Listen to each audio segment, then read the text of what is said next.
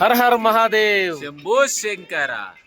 ప్రస్తుతం అమర్నాథ్ యాత్రలో ఉన్నాం. అమర్నాథ్ యాత్రలో హైదరాబాద్ బృందం గోపి యాదవ్ సీనియర్ ఇందులో 22 సంవత్సరాలు అమర్నాథ్ యాత్ర ముగించుకున్నాడు. ఈసారి 22వ సంవత్సరం యాత్ర చేయబోతున్నాడు. గొంగడి సీనన్నతో పాటు మిగతా రాఘవ్, మిగతా చాలామంది హైదరాబాద్లోని మిత్రులందరూ కూడా ప్రస్తుతం రేపటి యాత్ర కోసం సమావేశం జరిపిన సందర్భాన్ని మనం చూడొచ్చు. ఇవాళనే ఐడి కార్డుల ప్రక్రియ కూడా పూర్తయింది.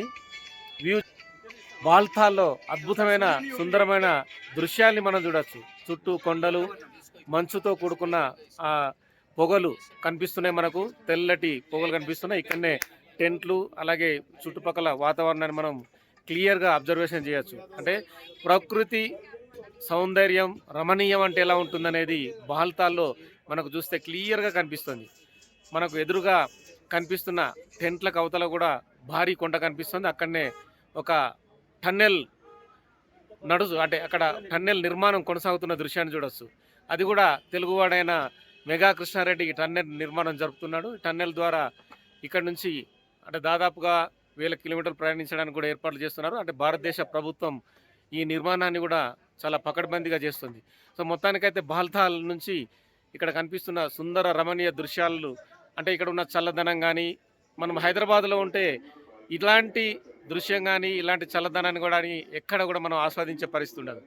ఎంతటి వేడి నుంచి, దాదాపుగా 45-46 డిగ్రీల వేడి నుంచి ఇక్కడ -, డిగ్రీల వేడికి, అంటే దాదాపు 5 డిగ్రీల సెంటీమీటర్ల వేడికి వచ్చాం. ప్రస్తుతం ఇక్కడ జరుగుతున్నాయి. ఉదయం 3 గంటలకు యాత్ర ప్రారంభం కానపోతుంది. దాదాపుగా 20 మందితో కూడిన బృందం రేపు ఉదయం 3 గంటల నుంచి మధ్యాహ్నం 3 గంటల వరకు ఈ యాత్రను కొనసాగించే అవకాశం కనిపిస్తుంది. కానీ ఇంతటి అంటే యాత్రను ఇవన్నీ కూడా సాహసంగా జరిపించడంలో ప్రధానంగా గోపి యాదవ్ అన్న ప్రధాన పాత్ర పోషిస్తున్నాడు.